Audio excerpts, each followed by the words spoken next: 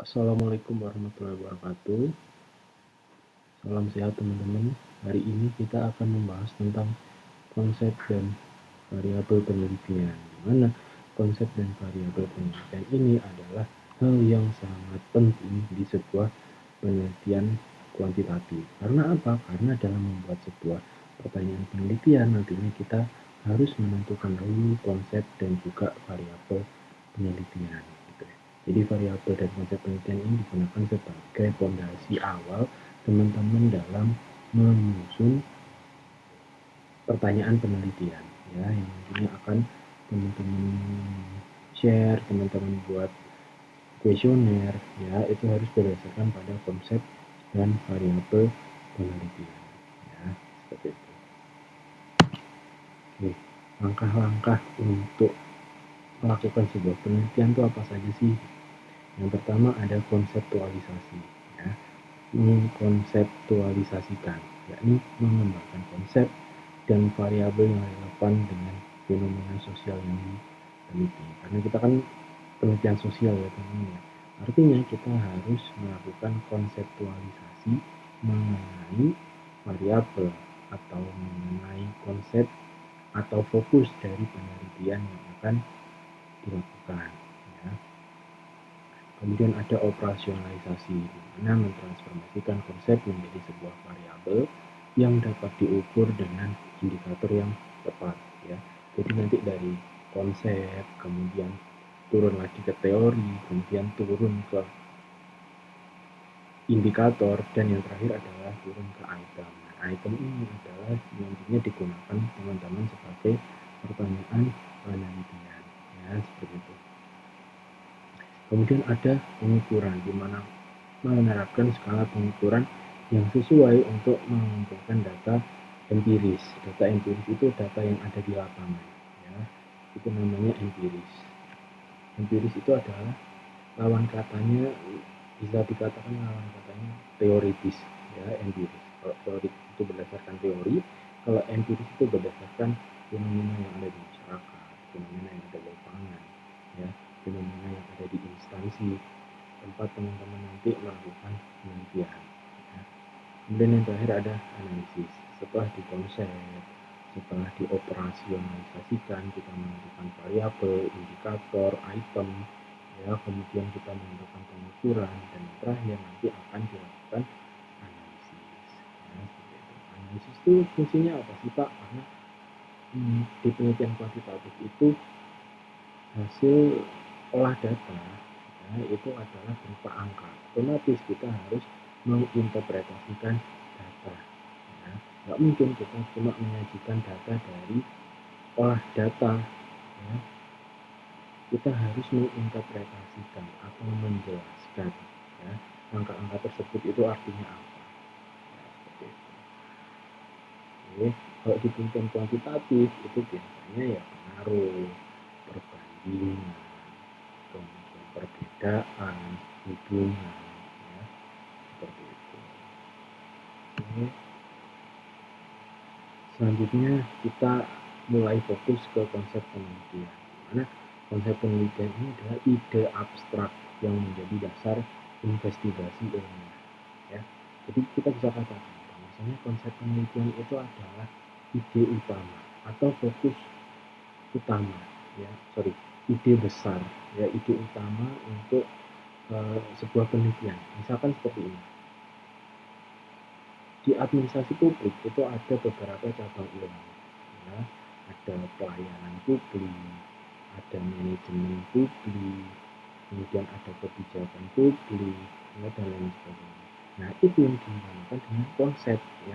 Konsep itu artinya adalah ide abstrak atau ide yang paling besar dalam sebuah ilmu, ya. Itu namanya konsep.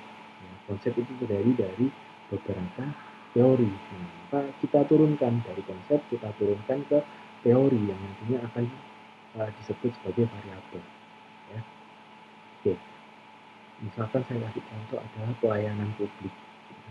Pelayanan publik itu kan masih luas. Di dalam pelayanan publik itu ada teori-teori lain. Ya.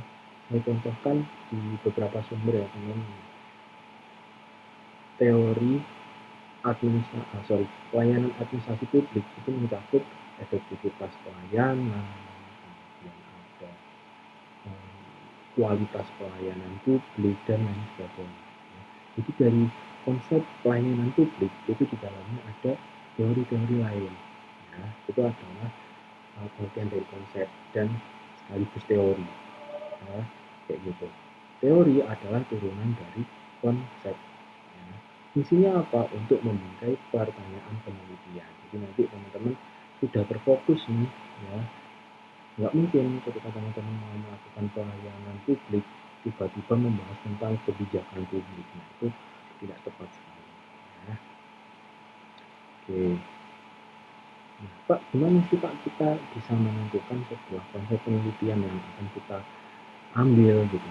Ya ini teman-teman bisa pakai studi literatur. Studi literatur itu banyak baca-baca jurnal, banyak baca-baca buku, ya itu adalah studi literatur dan observasi. Observasi itu mungkin teman-teman pernah melakukan pelayanan di Spenduk ya contohnya. Nah, itu bisa pakai observasi. Jadi teman-teman merasa kayak pelayanan di Spenduk ini sudah maksimal. Pelayanan yang di Spenduk ini belum maksimal. Nah, itu yang disebut dengan observasi sebenarnya. Ya. Observasi itu pengamatan secara langsung, baik itu pengamatan yang disengaja ataupun pengamatan atas dasar kebutuhan. Misalkan KTP. KTP itu kan butuh ya teman-teman. Dan teman-teman ke sana dapat pengalaman bahwasanya mengurus KTP itu mudah, mengurus KTP itu susah. Nah, itu adalah observasi. Oke. Oke, setelah teman-teman tahu konsep, kita sekarang ke variabel penelitian. Jadi dari konsep kita turunkan menjadi teori. Ya. Kemudian teori tersebut bisa disebut dengan variabel. Ya. Definisi variabel sendiri itu adalah karakteristik yang dapat diukur dan bervariasi antar subjek penelitian. Nah, perannya apa? Peran dari variabel ini adalah memungkinkan pengujian hipotesis dan analisis hubungan antar fenomena, ya, fenomena sosial. Karena kita bicara tentang administrasi publik, ya, itu pasti hubungannya dengan fenomena sosial, ya, bukan eksak. Kemudian untuk mengidentifikasi variabel itu caranya gimana? Caranya peneliti harus mencermati, ya, dan mengidentifikasi variabel secara relevan sesuai dengan tujuan penelitian. Ya. Oke, dari definisi kita coba ulas ya teman-teman. Variabel adalah karakteristik yang dapat diukur dan bervariasi. Ya. Kalau kita bicara variabel, ya kita harus ngeling ke teori. Kalau kita bicara variabel, pikiran kita harus ke teori karena itu satu kesatuan ya atau sama, bisa dianggap sama. Ya. Meskipun secara definisi berbeda, namun ketika ini terjadi pada penelitian kuantitatif, ya, itu bisa dianggap sama. Oke, saya kasih contoh seperti ini. Bahkan variabel itu adalah karakteristik yang dapat diukur, ya, dapat diukur. Saya kasih contoh adalah konsepnya pelayanan publik. Pelayanan publik ini terlalu luas sehingga sulit kita untuk mengukur apa yang diukur pelayanan publik, ya. Nah, itu tidak bisa kalau kita mengukur konsep. Kita harus mengukur teori dari sebuah konsep yang dinamakan variabel, ya. Misalkan konsepnya adalah pelayanan publik. Teorinya adalah, saya kasih contoh, kualitas pelayanan publik, ya. Kualitas pelayanan publik. Dalam teori kualitas pelayanan publik itu ada indikator, teman-teman. Indikator itu adalah turunan dari sebuah variabel atau teori. Nah, pasti ada indikatornya. Pak, caranya bikin indikator, menentukan indikator itu seperti apa sih? Silahkan teman-teman mencari sumber. Boleh nggak Pak bikin sendiri? Nggak boleh. Ya, harus sesuai dengan sumber. Harus sesuai dengan teori. Ya, sesuai dengan sumber buku, ya, dari ahli, ya, seperti itu. Nggak boleh bikin sendiri ya, Rek. Harus sesuai dengan sumber buku, ya, dan lain sebagainya. Oke. Ini untuk variabel. Jadi variabel itu adalah turunan dari konsep, ya, yang dia bisa disetarakan atau sejajar dengan teori. Oke. Nah, sekarang kita memahami jenis-jenis variabel. Setelah kita tahu definisi dan kegunaan variabel, kita harus tahu yang namanya jenis variabel. Yang pertama ada variabel independen, di mana variabel independen ini mempengaruhi atau menyebabkan perubahan pada variabel lain. Ya, variabel lainnya itu adalah variabel dependen. Oke. Kadang juga bisa di variabel kontrol, namun jarang sekali penelitian S1 pakai variabel kontrol. Cuma nggak apa-apa, ini nanti saya ulas sedikit gitu ya. Oke, variabel dependen, ya, variabel dependen itu adalah variabel yang dipengaruhi atau berubah akibat variabel independen. Ya. Variabel independen itu adalah simbolnya adalah X. Kemudian variabel dependen itu simbolnya adalah Y. Ya, jadi misalkan variabel independennya itu adalah kualitas pelayanan publik. Ya. Kemudian variabel dependennya adalah kepuasan masyarakat. Nah, kalau dibuat judul seperti apa Pak? Pengaruh kualitas pelayanan publik terhadap kepuasan masyarakat. Artinya apa? Artinya kualitas pelayanan publik ini mempengaruhi kepuasan masyarakat. Ya. Jadi kualitas pelayanan publiknya ini variabel X dan kepuasan masyarakat ini variabel Y. Artinya kepuasan masyarakat dipengaruhi oleh kualitas pelayanan. Ya. Misalkan kalau kualitas pelayanannya baik, otomatis kepuasan masyarakatnya juga baik. Ya. Kalau misalkan kualitas pelayanan publiknya buruk, maka itu akan mengakibatkan kepuasan masyarakat juga buruk. Nah, seperti itu. Kemudian variabel kontrol. Nah, ini jarang digunakan, namun ada saja yang menggunakan di S1 gitu ya. Variabel kontrol itu variabel yang dikendalikan untuk meminimalkan atau membesarkan pengaruhnya terhadap hasil penelitian. Pak, maksudnya apa sih? Seperti ini ya. Maksudnya variabel kontrol itu ada dua, di mana yang pertama ada variabel moderator, yakni mempengaruhi kekuatan hubungan antara variabel independen dan dependen. Ya. Kemudian yang kedua ada variabel intervening, yakni menjembatani pengaruh variabel independen terhadap variabel dependen. Ya, kayak gitu. Jadi variabel-variabel ini digunakan untuk analisis yang kompleks, ya, bukan yang sederhana.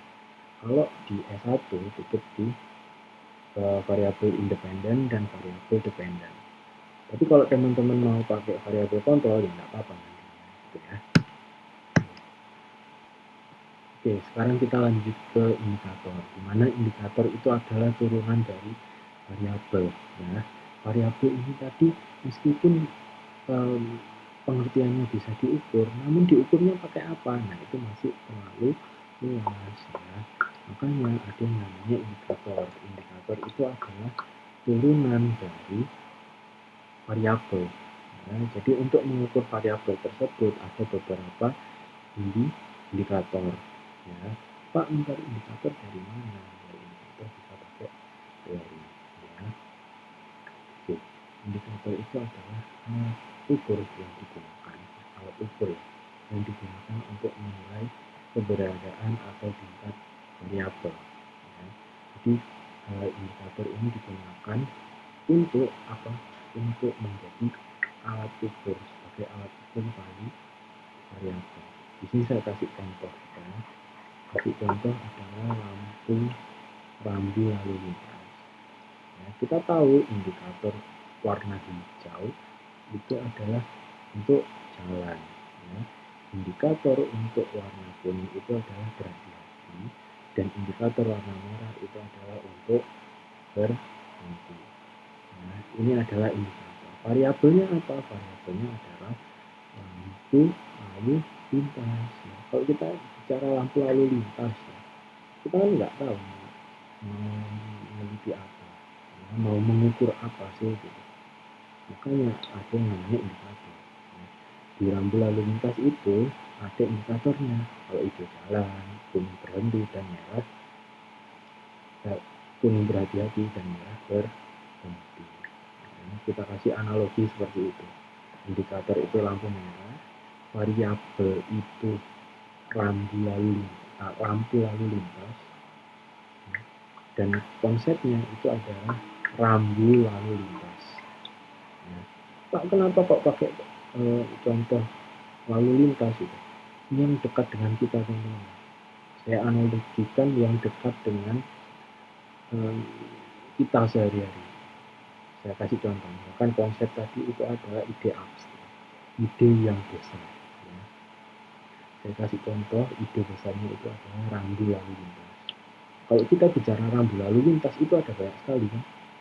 Ada lampu lalu lintas, ada dilarang berhenti, dilarang parkir, ya, dan lain sebagainya. Itu kan ada banyak ya, banyak variabel gitu. Kemudian kita pilih salah satu, misalkan di sini saya pilih lampu lalu lintas variabelnya. Ya. Untuk mengukur lampu lalu lintas, ya, itu ada indikator. Indikatornya apa? Lampu hijau, lampu kuning, lampu merah. Ini digunakan sebagai indikator atau alat ukurnya. Ya, kayak gitu. Oke, itu adalah indikator. Hubungan variabel dan indikator ini dari awal tadi ya teman-teman ya. Dari konsep, kemudian kita susun konsep dulu. Setelah kita susun konsep, kita menerapkan atau mencari variabelnya. Kemudian dari variabel turun ke indikator. Baru setelah indikator nanti turun ke item, di mana item itu adalah turunan dari sebuah indikator ya, yang digunakan sebagai pertanyaan penelitian. Itu makanya item. Ya. Jadi boleh nggak Pak, misalkan satu indikator itu ada lebih dari satu item? Boleh. Ya, silakan. Boleh. Misalkan kepuasan masyarakat. Ya, kepuasan masyarakat. Variabelnya kepuasan masyarakat. Indikatornya itu adalah kecepatan pelayanan. Ya. Kemudian kita ingin membuat item, ya, item dari kecepatan masyarakat, kecepatan pelayanan. Ya, misalkan pertanyaannya ada dua. Yang pertama adalah kecepatan dalam melakukan pelayanan, kecepatan dalam melakukan pelayanan. Kemudian yang kedua, kecepatan dalam penyelesaian pelayanan. Ya. Jadi satu item bisa lebih dari satu pertanyaan. Boleh nggak Pak? 3, 4, 5, boleh. Ya, seperti itu. Ini adalah kita membahas tentang konsep dan variabel sampai item, ya teman-teman. Jadi diingat-ingat bahwasannya dari konsep, kemudian variabel, indikator, dan item itu adalah satu kesatuan. Ya, kita turunkan dari konsep, kemudian konsep turun ke variabel, dari variabel turun ke indikator, dari indikator turun ke item. Nah, itu semua ditarik gimana Pak? Caranya tadi teman-teman, dengan melakukan studi literatur dan observasi awal. Nah, seperti itu. Jadi banyak-banyak baca teman-teman ya, kalau mau melakukan sebuah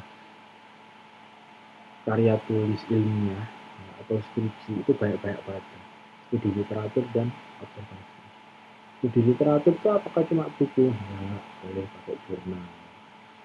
Ya, boleh pakai tulisan-tulisan yang ada di media internet. Itu nggak apa-apa untuk referensi. Ya, seperti itu.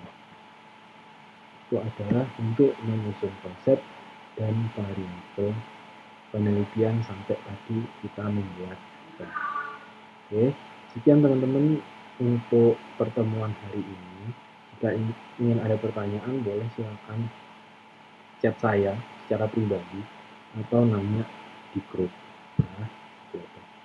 Oke, untuk pertemuan hari ini saya akhiri. Wassalamualaikum warahmatullahi wabarakatuh. Terima kasih banyak teman-teman, semangat.